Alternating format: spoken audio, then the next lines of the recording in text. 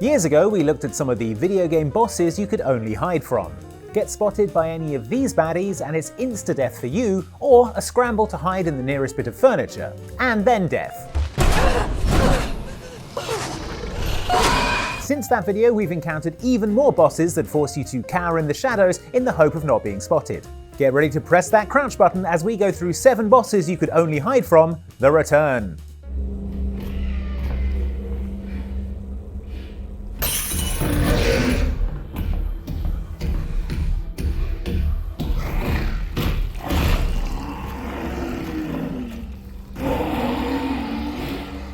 Half-Life Alyx is quite possibly my favourite game of all time, even though I'm a huge scaredy cat and it contains the terrifying homunculus known only as Jeff.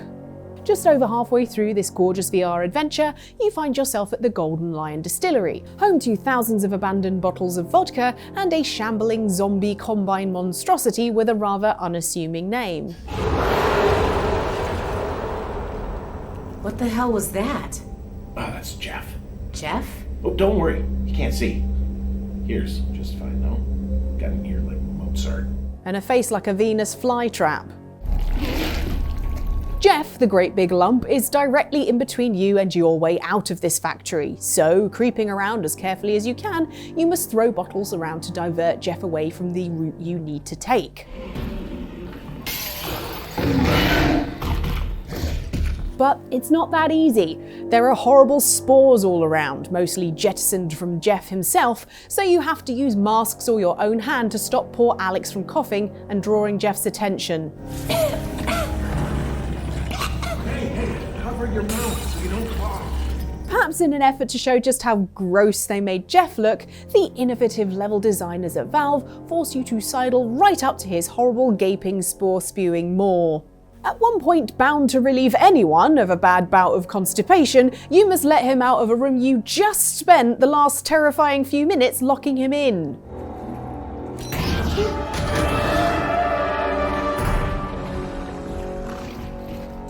And in a sequence that's sure to send even the bravest of virtual realists into the fetal position, you have to share a lift with him.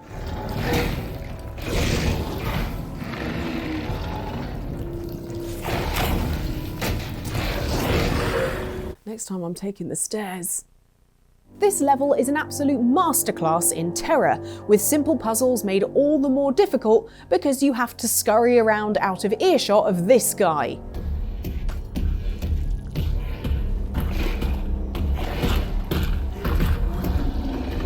And Alyx feels the same way. One silver lining in all this is, at the end of the level, you finally trap him in a trash compactor and have the cathartic option of crushing him into combine goo. Oh my god, Jeff, are you okay? I'm not okay, Alyx. I'm not okay. It's exhibited at the center of the gallery. No better place for the painting that endowed him with the privilege of such a shameful and miserable end to his life. Hold on. The Shambler is a painting by Sarah Hawkins. Who else to paint such horrors? Take a look for yourself, if you feel so inclined. When studying art, it's important to ask yourself 3 questions. What does the painting make you feel? What do you think the artist wanted you to feel when they painted it? And will this painting come to life and try to murder you? That third question was clearly not asked in Call of Cthulhu, at the point where you inspect a piece in the gallery of the Sanders residence called The Shambler, and the room goes all dark before an eldritch horror pulls itself out of the painting.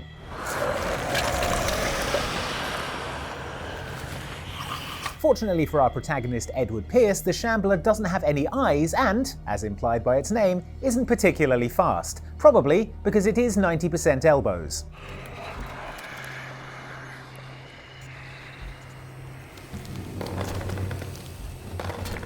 Unfortunately, you have to go hunting for the right dagger to destroy this painting, and there are loads in this room, all locked in glass cases, and smashing any of these is loud and draws the Shambler's attention. Damn. Did it hear that? Cue you hoofing it to the nearest cupboard whenever you make a noise, which is such a staple of any stealth horror section, we think there must be an actual law that requires developers to include them.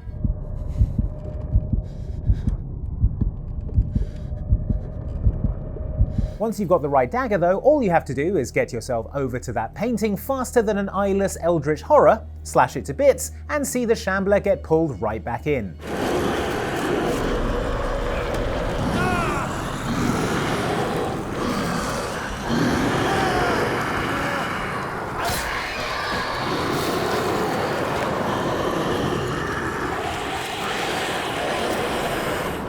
Now that's done, I'd cover the painting in some whitewash, light it on fire, then put the ashes in a lead-lined box and throw it in the ocean. Job done.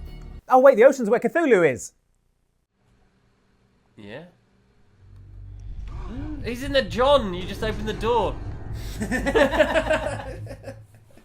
Oh man.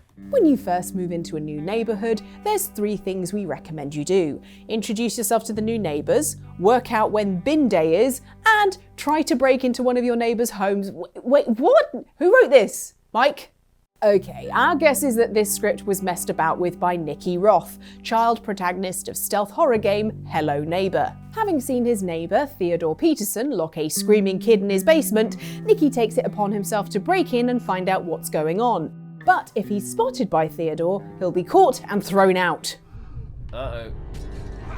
What? He just jumped through the window! It's basically Alien Isolation for babies, set in a cartoon neighbourhood and without the horrible death animations.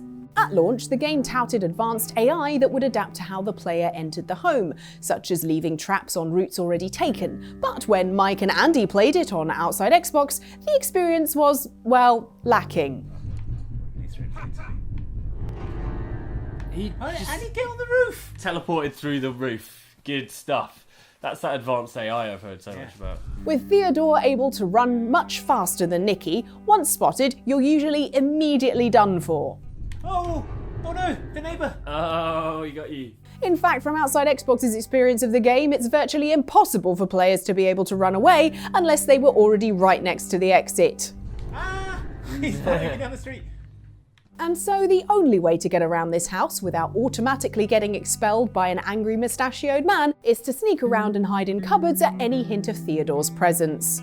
Oh, there he is. Where did I go? See? Cupboards! We told you. No! Oh.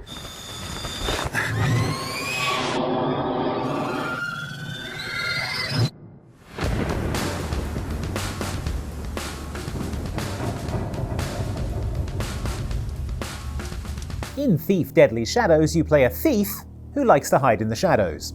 For the very last part of the game, you're a thief who has to hide in the shadows, lest a horrible monster murder you. I hear you, little chick, let me snap your neck. Throughout this third game in the series, you're trying to make sense of a bunch of glyphs, symbols used by the shadowy organisation of scholars known as the Keepers, of whom Garrett used to be a member. But when talking to your old Keeper mentor Artemis about handing over some artifacts you've procured, Artemis suddenly mutates, revealing that, oh no, he's actually dead and an evil glyph-obsessed hag called Gamall has taken his form. Your keeper Artemis, convenient to use his form to take the artifacts from you. His life, mine. Mine now. And yours. What follows is a terrifying shuffle down dark streets as you try to put the 5 artifacts you've collected in 5 different receptacles around the city, avoiding the light so that Gamall can't set her glowy eyes on you.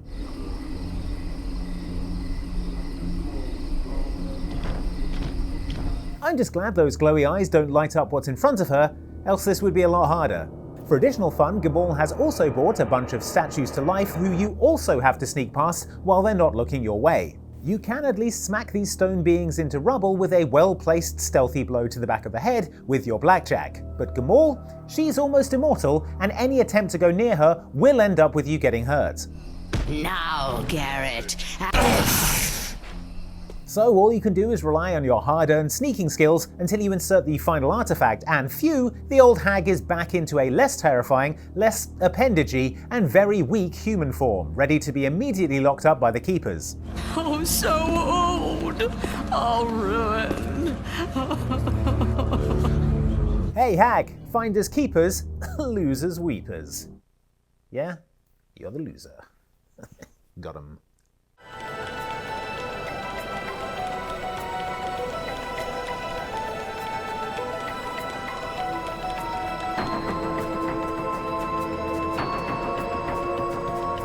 history of bad ideas, venturing into the basement of an icy horror mansion ranks somewhere near the top. In adorable 3D platformer A Hat in Time, however, you're expected to do just that when you rock up to Queen Vanessa's manor. Did I say this game was adorable? Well, this particular level is terrifying. In this level, your various hat-based powers are taken away, so it absolutely sucks to discover that Queen Vanessa of Queen Vanessa's manor is a horrible, cursed shadow monster who will make a beeline for you as soon as she sees you, complete with extremely stressful visual effects and music. The only way to stop that nonsense is to break her eye line as soon as possible, running around a corner or into another room. Sadly, you can't just hide from Queen Vanessa. You have to get up to the attic to collect a valuable timepiece, aka fuel for your spaceship, and to reach it you must go through a series of inconveniently locked doors. Many of the keys to these doors are unreachable without making lots of noise and drawing the ire of Queen Vanessa, creating some squeaky bum moments where you're far too close to her for comfort.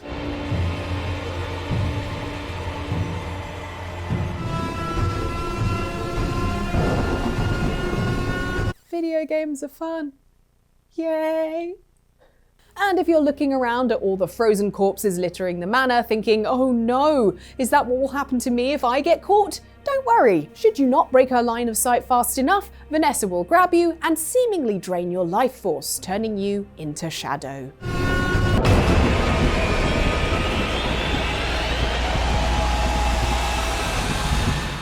So nothing for your loved ones to bury.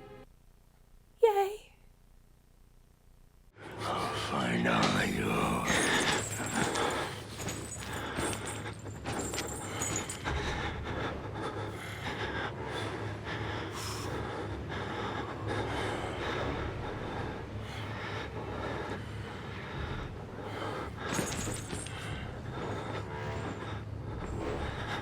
After the last time we covered this topic, some of you in the comments asked the fair question, what about the whole of Outlast?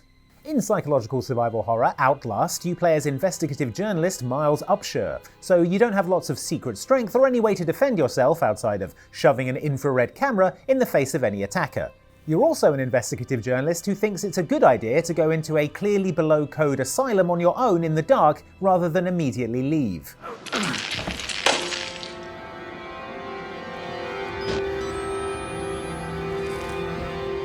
So you've not got brains on your side either.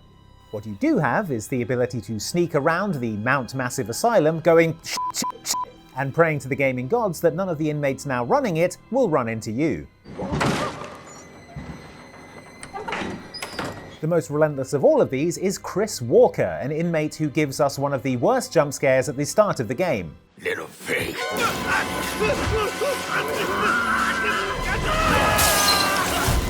Walker continues to show up throughout the building and, as we in the UK would say, is built like a brick shithouse, aka you've got no hope of beating this guy, so you'd better just leg it, hide in the nearest available nook or cranny, and silently cry until he leaves. You're here, aren't you? Pig.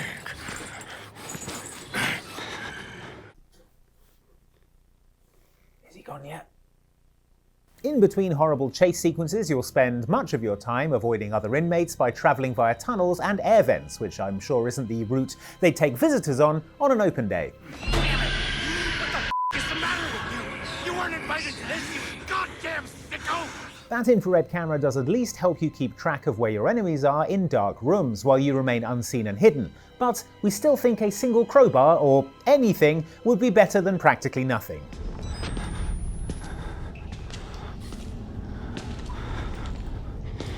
Although what would have been best is not coming in here at all, Miles.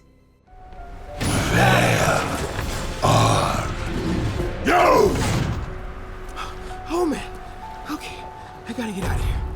Being the friend of a superhero is fun and all, except when you're inevitably used by a villain to make them choose between you and a cable car full of kids.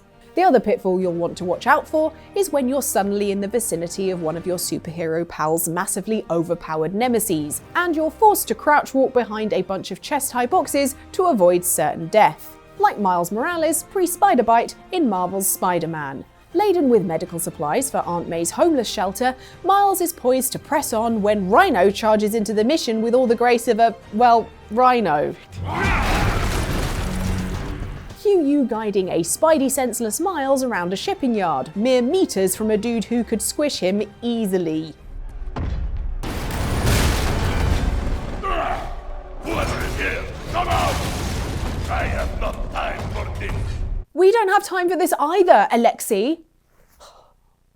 Fortunately, Miles is already handy with tech and has plenty of tricks up his sleeve to help distract Rhino enough to get around him.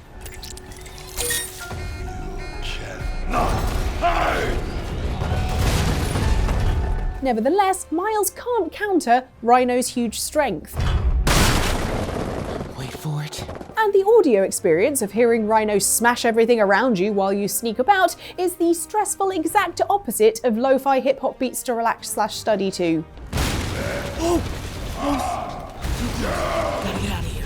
After that nerve-wracking encounter, you're even more on guard when you actually fight Rhino as a full-powered Peter Parker Spider-Man later in the game. And in the next game, it feels truly great to zap Rhino with Miles' Venom powers.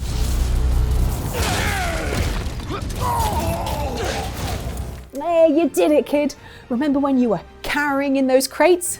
I do, but honestly, same.